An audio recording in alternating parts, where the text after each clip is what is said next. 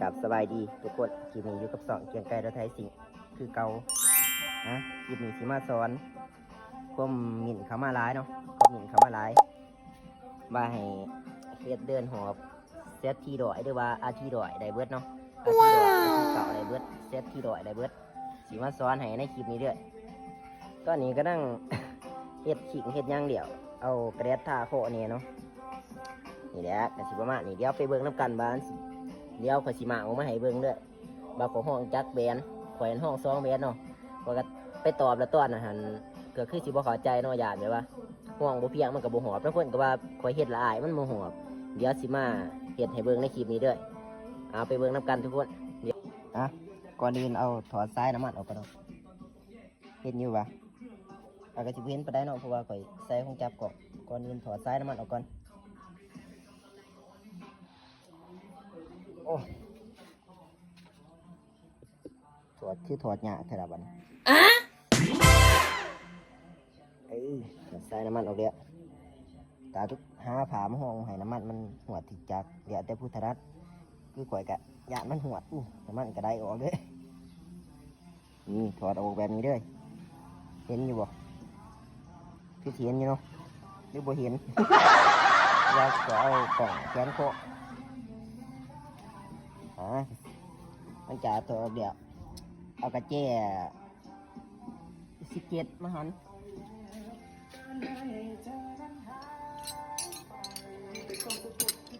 เจ๊เขาไปสิประมาณนี้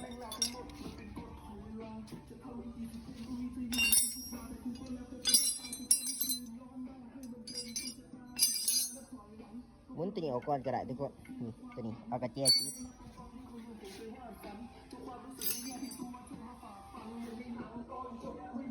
กระเจี๊ยบสีพันออกเดินตาเป็นเซตที่ดอดสีหันออกเนาะ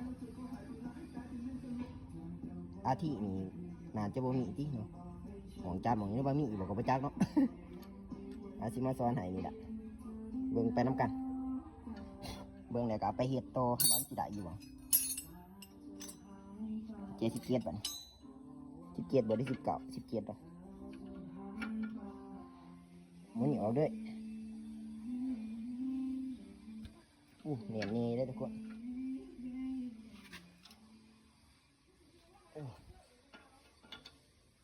มึงขึ้นเทิงเอาวะ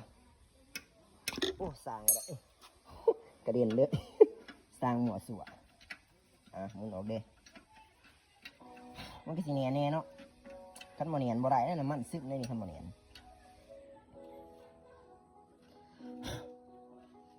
นี่แต่ขี้ดินเพื่อหมุนออกมากับสีด่างเลยนี่หมุนออกดีเดียวแล้วก็มาหมุนตัวนี้นี่เห็นบ่หมุนตัวนี้โหเนียนเลยเนี่ยกระเจี๊ยมันสั่นลายถ้าทุกคนมีกระเจี๊ยเงาก็คือสีได้อยู่ไม่ค่อยกระเจี๊ยมันสั่นเหี้ยออกแล้วนะยานแต่ซื้อ4 บาทเองเห็นอยู่บ่ทุกคนนี่หลังจากมุนออกมาปรุงไว้ก็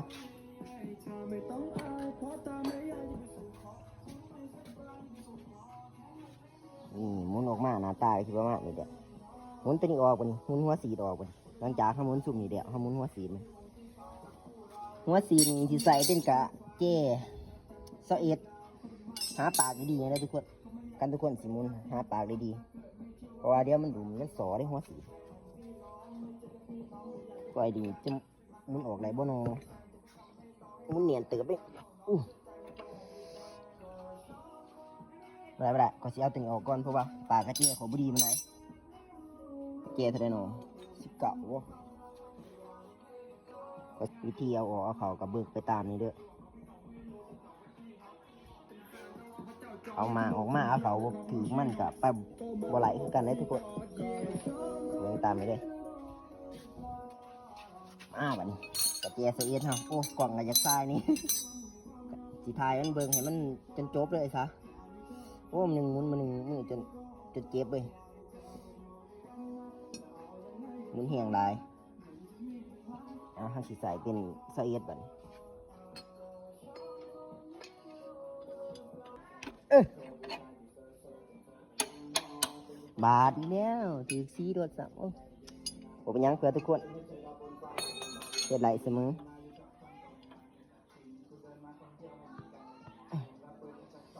ก็สิออกนี่แล้วว้าวนี่หัวสีดเสียดออกก็เกลือนร้ายเกลือนแห้งอู้เดือดออกเลยหมุนแห้งได้มันต่ำ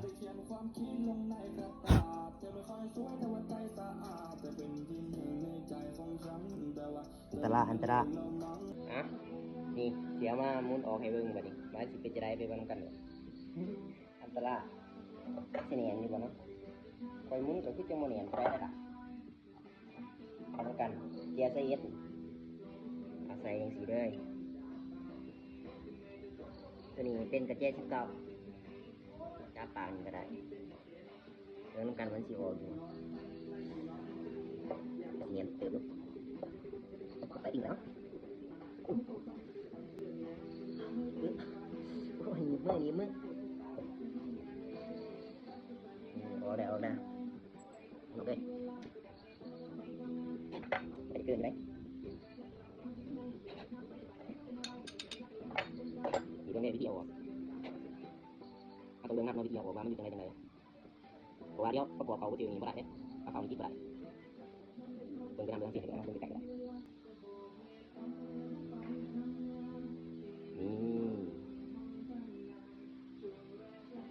หน้าตาคิดว่ามานี่แหละ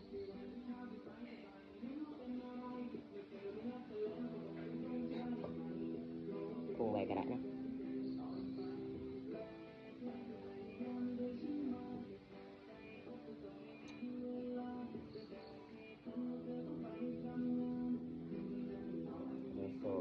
ตัวนี้นะจะเป็นยูดู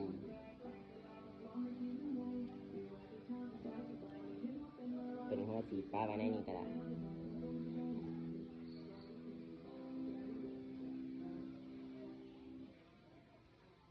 ตัวนี้เป็นยูดูเลย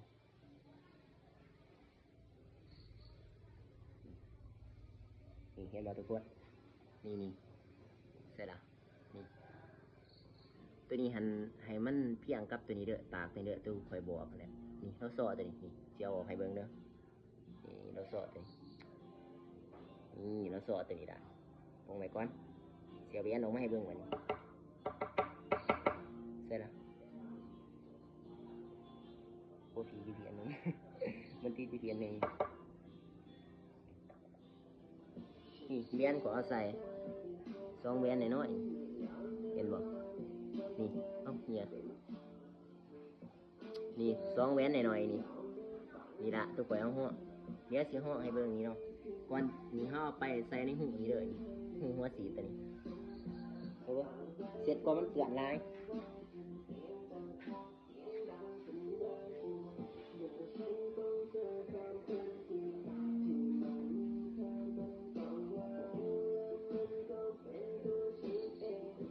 มีแต่ขี้ดิน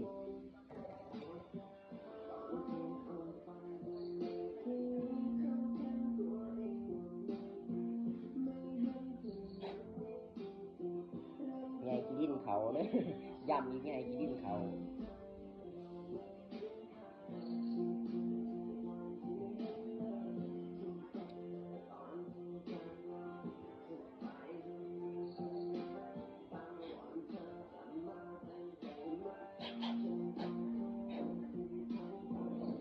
เสียมาใส่ให้เบิ่งบัดนี่เป็นบอกนี่เลยพอลงไปบัดนี้ให้เวียนมีหูยี่สีเด้อนี่เวียนมีหูเวียนมันมีหูบ่ได้เด้อให้เวียนมีหูให้ว่าหาเวียนกี่บามันล้มหูตัวนี้ใส่นี่เด้อนี่เอาใส่แต่เวียนหนึ่งนี่เวียนหนึ่งน้อย มีหูอยู่นี่ใส่เข้าไปอีกกึบมันพอแล้วบัดนี้แล้วโซ่บัดนี้แล้วโซ่มันบัดนี้ต้องใส่ดึบนี่เห็นบ่นี่ให้มันให้แล้วโซ่มันเพียงนี่ถ้าว่าเพียงหัวนี่มันหอมแน่เนาะบ่เรือถ้าได้นี่ก็บ่ได้ถ้าว่า ขึ้นมานี่น้ำมันสิได้ออกบ่หรือว่ามันสิบ่หอบเนาะถ้าว่าเวียนห้องกายนี่ปึ๊บนี่ตัวนี้เด้อเห็นบ่สิบ่มานี่แหละนี่ขาเพียงนี่หอบเดี๋ยวเราสิประกอบเขาแล้วเราสิติดให้เบิ่งว่ามันสิหอบอยู่บ่เดี๋ยวสิว่าตัวบ่ได้ตัวได้นี่มาสอนให้ในคลิปนี้เด้อเดี๋ยวมาประกอบเขากันนี่เหมือนเดิมเอาตัวนี้ใส่เนาะอันนี้มันหอมยังมันนี่บ่จักคือกันเอาใส่ตามคือเก่ามันโอ้ยนี่เอาซุปใส่แบบนี้เด้อเสียที่มันสิเป็นจังซี่ขาที่กับบ่จักเนาะบ่เคยมาที่โอ้มีแต่ขี้ดินเช็ดคอเช็ดออกก่อน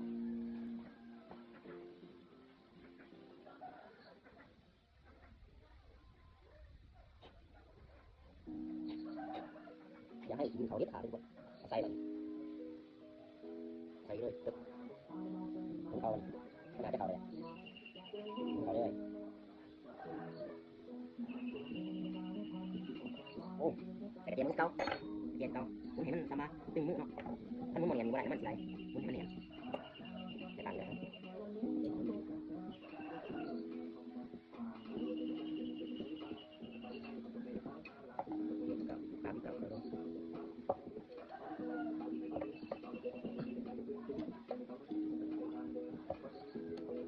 ว่าจะมันเนี่ยอีกวันนึงจากน้ำมันไหลน้ำมันซึมสวยเลยน้ำมันซึมที่ว่าออกมันไม่อีกมันเนี่ยคือว่ามันกินเขากินข้าวมันกับคือว่าเนี่ยมันซึมเลยน่าจะได้ทุกคนมันทำมามันซึมเลยเดี๋ยวได้พุทธนะเป็นอย่างนี้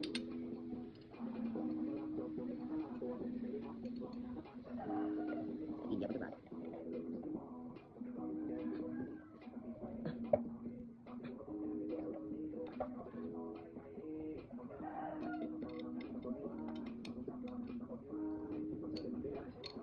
ก็สิได้แหละเดี๋ยวไล่กับพี่สักทีอ่ะนี่ไปจับประกอบเดี๋ยวสิเอาไปใส่ให้เบิ่งว่าสิหอบอยู่บ่ถาไปเบิ่งน้ำกันถาไปดูน้ำกันไปเดี๋ยวตอนมุนเขาสิบ่อัดให้เบิ่งดอกคลิปมันสิยาวโพดเดี๋ยวไปเบิ่งตอนเอาใส่ประกอบเดี๋ยวแล้วก็ติดพังเทียงเดินหอบด้วยไปทุกคนไป let's go หลังจากนี้เฮาก็ประกอบเขาไปที่เรียบร้อยเดี๋ยวสิมาติดให้เบิ่งว่ามันสิหอบอยู่บ่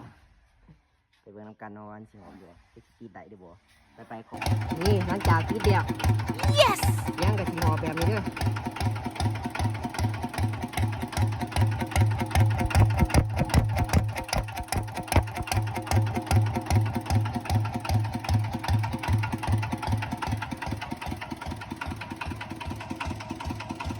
เสียงหอบไปที่ประมาณเนี่ยทุกคนเอาเบอร์น้ำมันมีเสียบเลยโบเสียบเนาะทำมุนแหนนอยู่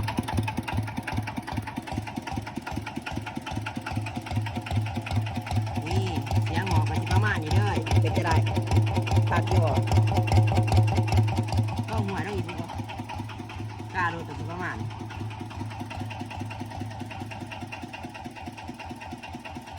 เดือนเบามันสิหอบอยู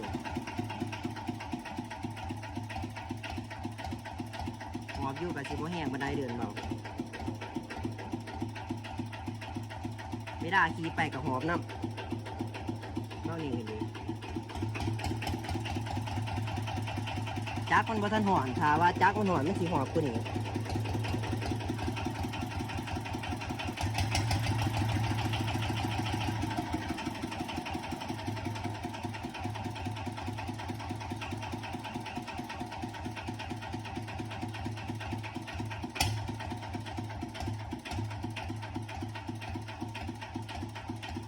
เดินเบามันสีหอบกำนี่สีโบแห้งบันได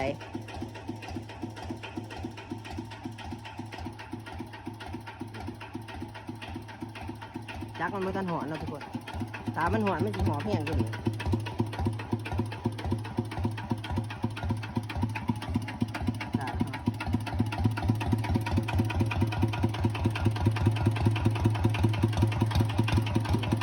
ตาว่าเดินไว้เนี่ยมันสีหอบแห้งไง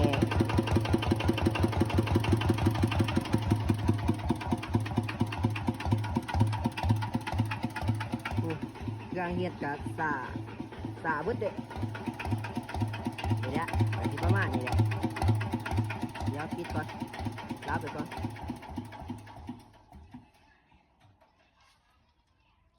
กับที่ประมาณเนี่ยทุกคนก็จะได้คลิปนี้กับฝากติดตามฝากกดไลค์กดแชร์ให้นี่เด้อเพื่อเป็นกำลังใจให้คลิปต่อไปเนาะกับที่ประมาณนี่แหละมาสอนให้แล้วบัดนี้เบิ่งแหละการลองไปเฮ็ดเบิ่งบ้านสิหอบอยู่ของข่อยนี่หอบเนาะสาระยิงยาอยู่ฟ้องกันนะไปเขาจะคลิปบัดนี้ไปเดสโก้